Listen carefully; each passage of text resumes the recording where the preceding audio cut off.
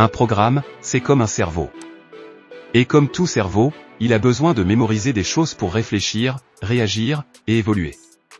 Dans cette vidéo, on va découvrir comment un programme Python peut retenir des informations.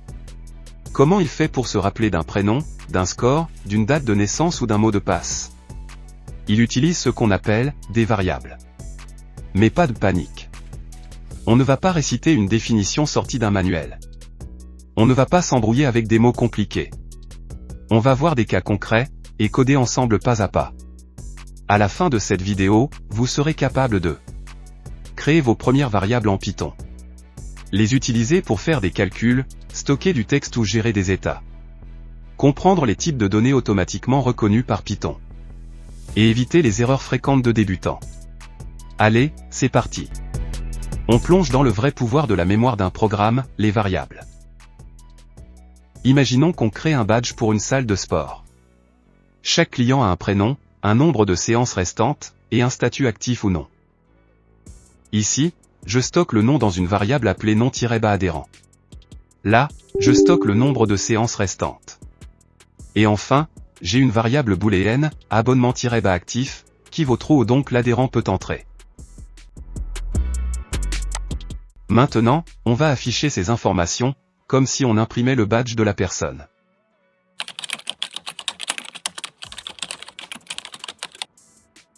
Voilà. Python a retenu ces trois valeurs.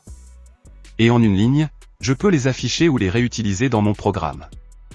C'est ça une variable en Python, un nom, une valeur, et la possibilité de s'en servir partout dans le code. Ce qu'on a retenu. Une variable permet de donner un nom à une donnée. On peut réutiliser cette donnée dans tout le programme.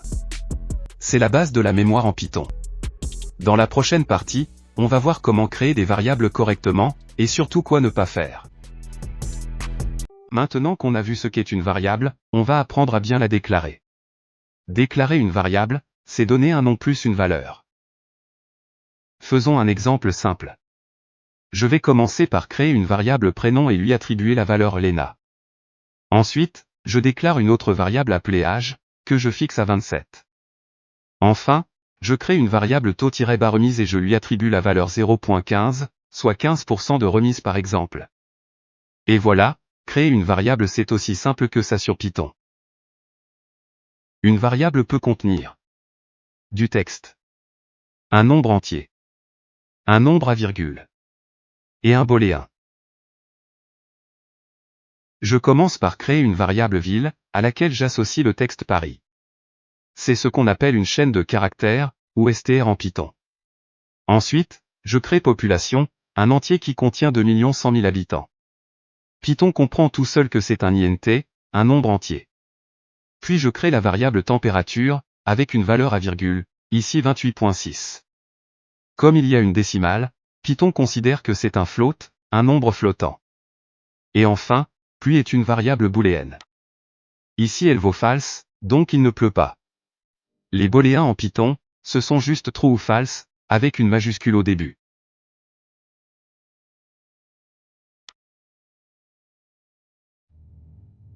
Maintenant qu'on sait ce qu'est une variable et qu'on a vu ce qu'on peut y stocker, il est temps de respecter quelques règles de base pour les nommer correctement.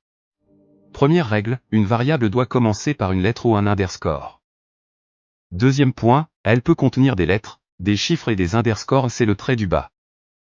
Par contre, elle ne doit jamais contenir d'espace, ni de caractères spéciaux comme arrobas, astérisque, etc.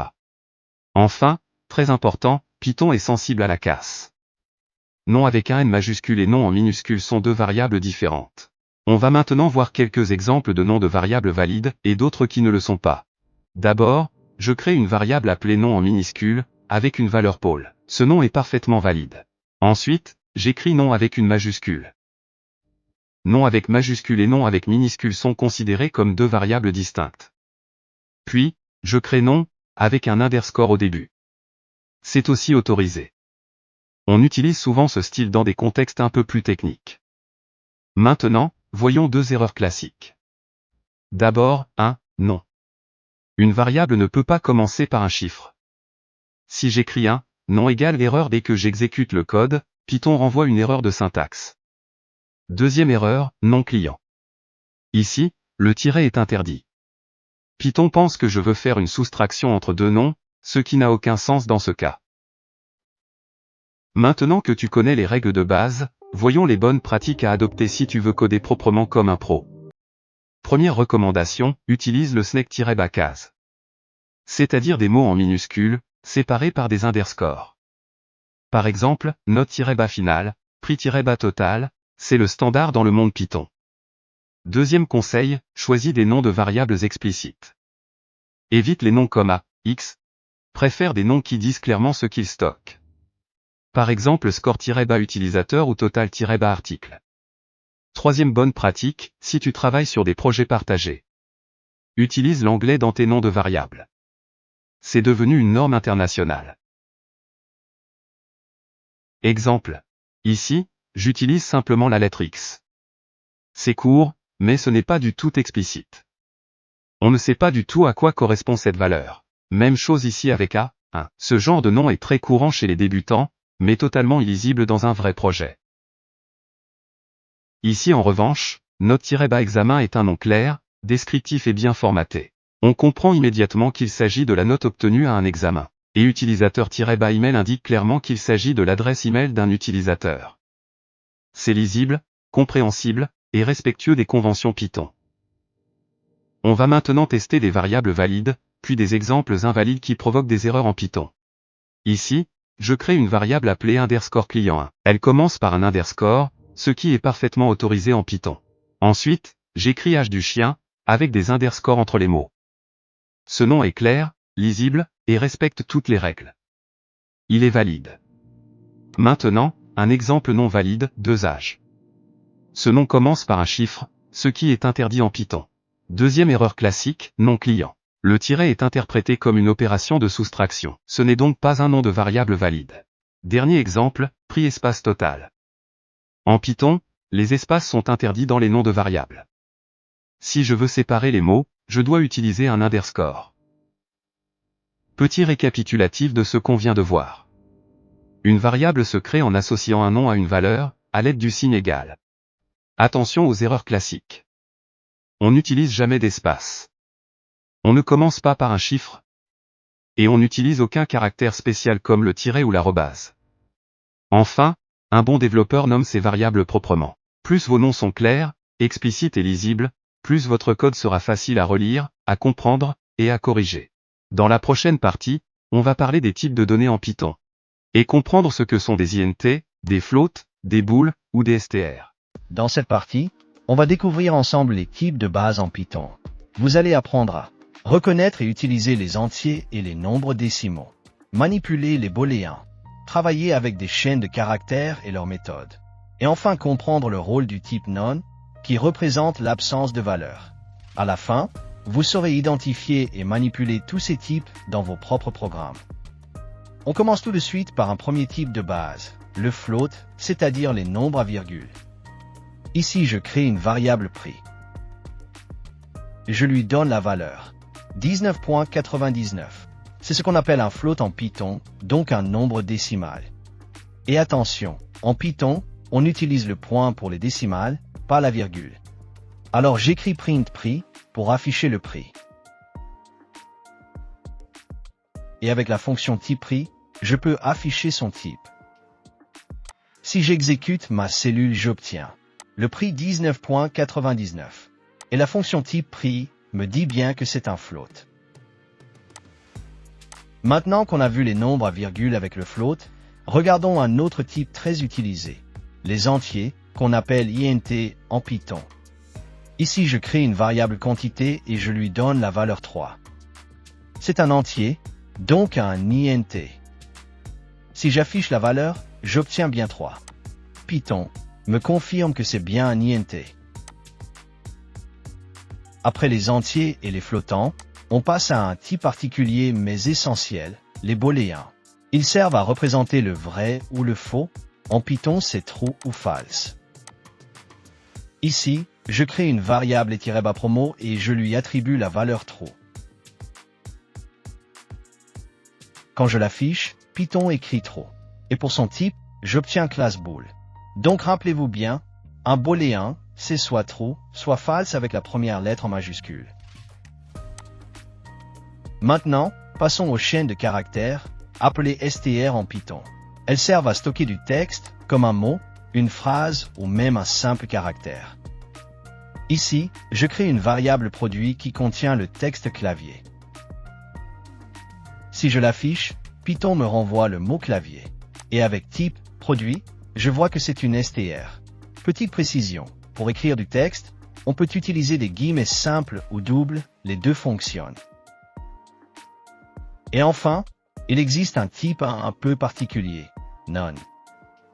C'est une valeur spéciale en Python qui représente l'absence de valeur, le rien. Ici, je crée une variable rien et je lui attribue la valeur none.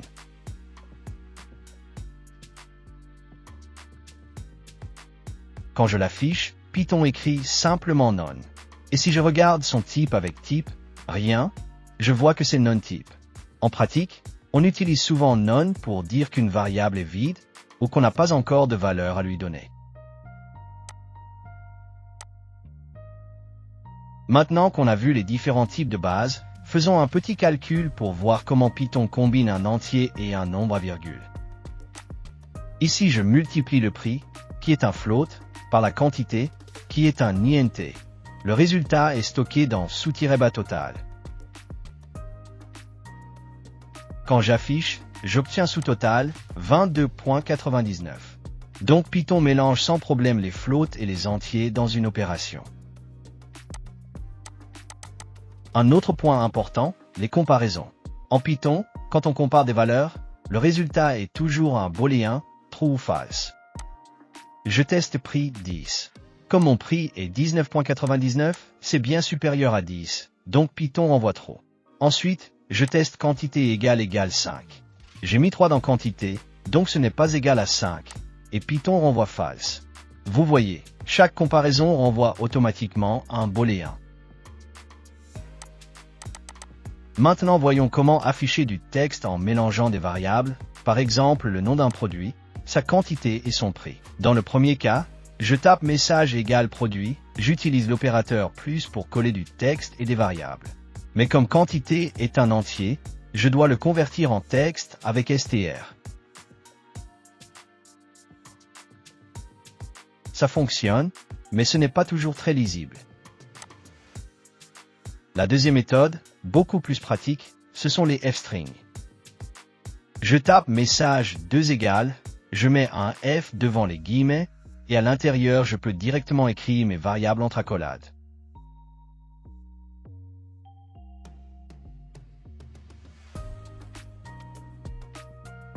Regardez le résultat, c'est propre, lisible et facile à maintenir.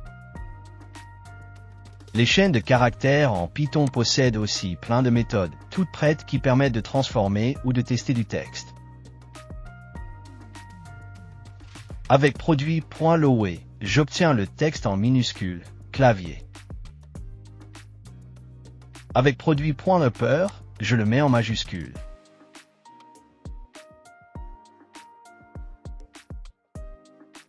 Et avec produit.starSuite, je teste si ma chaîne commence par cla. Comme c'est bien le cas, Python renvoie trop. Super, on a vu pas mal de choses. Vous savez maintenant créer et afficher des entiers, des flottants, des booléens, des chaînes et la valeur none. Vérifier leur type avec type. Faire des calculs simples et manipuler du texte avec la concaténation, les f-strings et quelques méthodes utiles. Ces types de base, c'est la fondation de tout programme Python. On va les réutiliser encore et encore dans la suite de la formation. Maintenant qu'on maîtrise les types de base, voyons comment convertir un type en un autre et comment récupérer une valeur saisie par l'utilisateur avec la fonction input. Exemple 1, conversion d'une chaîne en int et float. Je tape x égale 42. C'est une chaîne de caractères car je l'ai indiqué en guillemets. Ensuite, je tape y égale int, je mets x entre parenthèses pour convertir la variable x en entier. Enfin, je tape z égale float, je mets x entre parenthèses pour convertir la variable x en nombre décimal.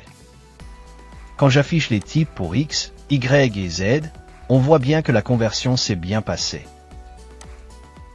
Exemple 2, utilisation de input. Alors, je tape entrée égale, input, ensuite je saisis la demande qui est par exemple, entrée à un prix TTC. Important, input renvoie toujours une chaîne de caractères. Pour cela, je convertis le texte saisi en nombre décimal avec float, entrée. Maintenant, je calcule le prix hors taxe. Avec une TVA à 20%, le TTC égale acheté fois 1.2, donc acheté égale TTC 1.2. J'applique la formule directement ici. J'affiche le résultat avec une f-string pour formater le texte et les variables. J'utilise round, prix-bas acheté, 2, pour arrondir à 2 décimales et j'ajoute le symbole euro pour un rendu propre. Maintenant, quand j'exécute le programme, il me demande d'entrer un prix TTC. Je tape par exemple 12.5.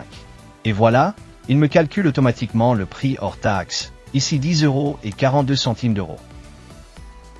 Voilà, vous savez maintenant faire des conversions entre les types et utiliser input pour rendre vos programmes interactifs. Dans la prochaine étape, on va découvrir les collections essentielles, les listes, les tuples, les ensembles et les dictionnaires.